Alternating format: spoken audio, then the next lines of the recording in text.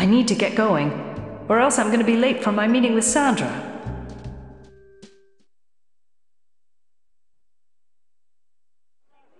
Hi, Sandra. Hey girl, where have you been? Have you been working too hard again? No. Well, maybe. A little. Ugh, I don't know. How are you? Well, I'm great, but you look exhausted. And you could definitely use a drink, so let's order something. That's a fantastic idea. I'll have a mind-altering drink. How about a La Jolla Ocean Breeze? That sounds great. I've had a rough day.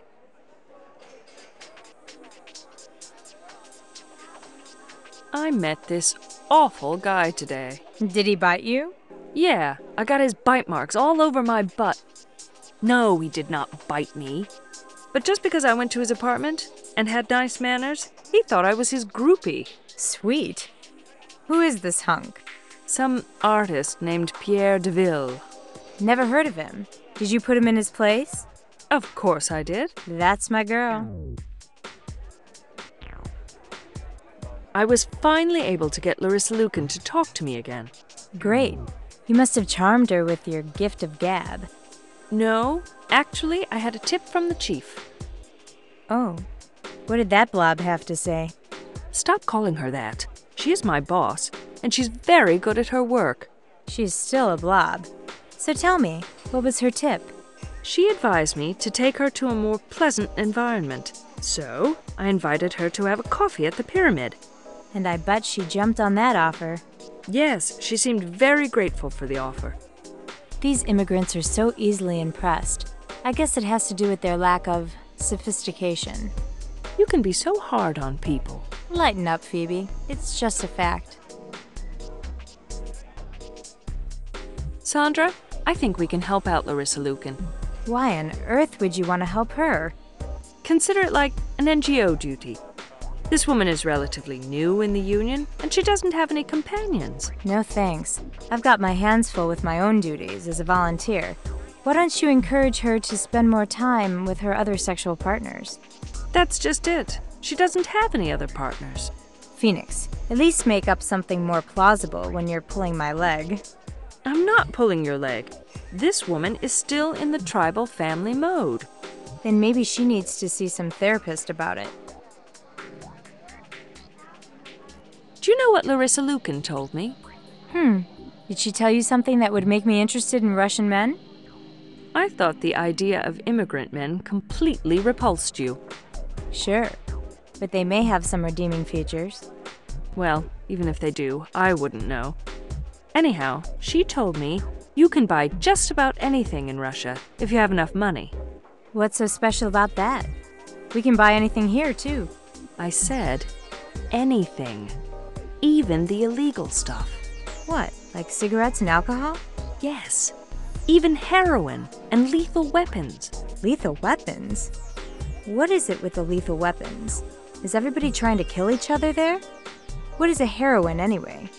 Heroin. It's a mind-altering drug. Poor Mr. Bogdanov. He was very hard up. Oh, sounds like a man I want to meet. I don't mean it that way, Sandra. The guy didn't have many sexual partners because women were turned off by his physical appearance. I guess. He should have worked out harder at the gym. Maybe he lacked the motivation to be fit. According to Capello, he didn't have any motivational problems. In fact, he was so determined to be accepted by the society. So what did he do about it? He found an alternative to compensate for his physical inadequacy. The man desperately wanted to get rich. He became very greedy. Ooh, I like that. Let me tell you, honey, a man's physical appearance becomes irrelevant if he has an Arrivee tattoo on his forehead. Sandra, think of a man that you really like. Okay, that's an easy thing for me to do. Why? Just listen.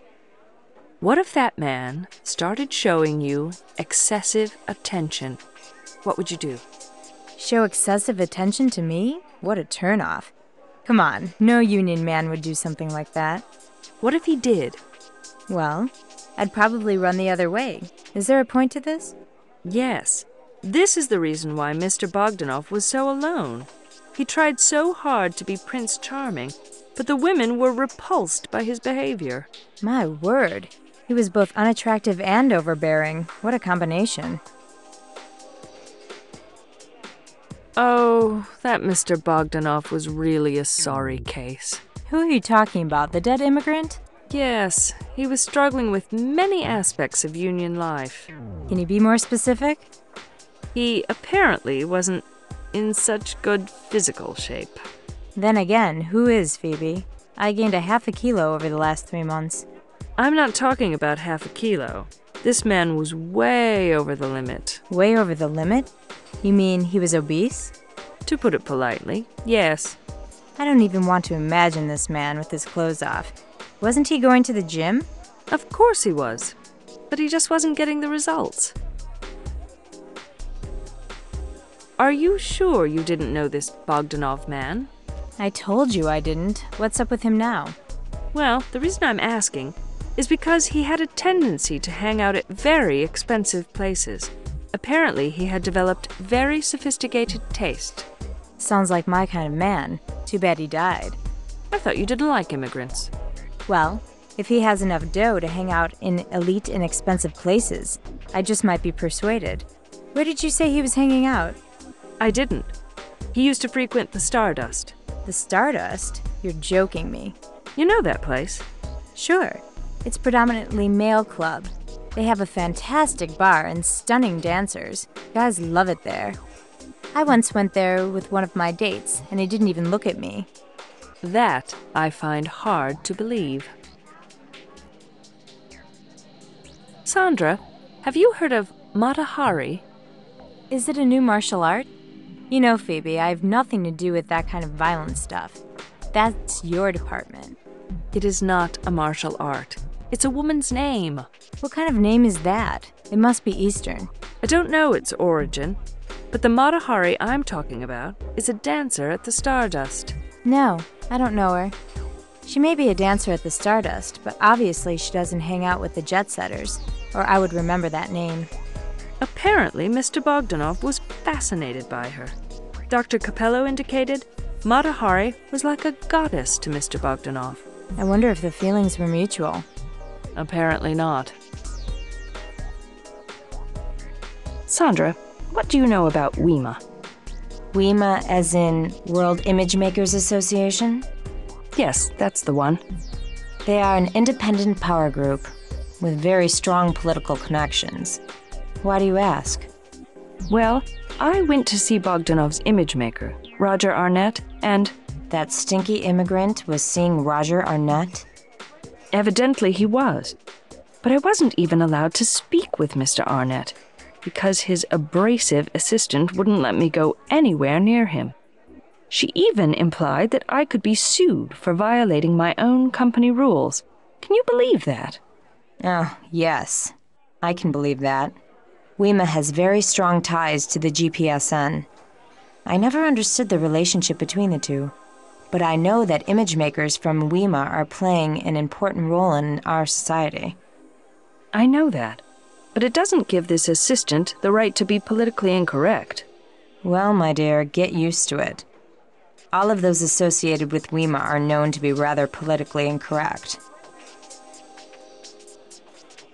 Oh, it's getting late, Sandra. I need to leave now. What's the rush? I have to meet Jean-Michel for dinner. Is that right? So, how are things going with the tall Marine? Fine, I suppose. You say that about all the men you date. You know, you gotta go into these relationships with a positive attitude. I know, but I can't help it. Maybe there's something wrong with me. There's nothing wrong with you, Phoenix. You're just taking life too seriously. I'm not taking life too seriously. I just can't seem to find the right partner. What are you talking about, Phoenix? What's this right partner crap? Didn't they teach you at school? Men and women are selfish creatures, and there is no such thing as the right partner.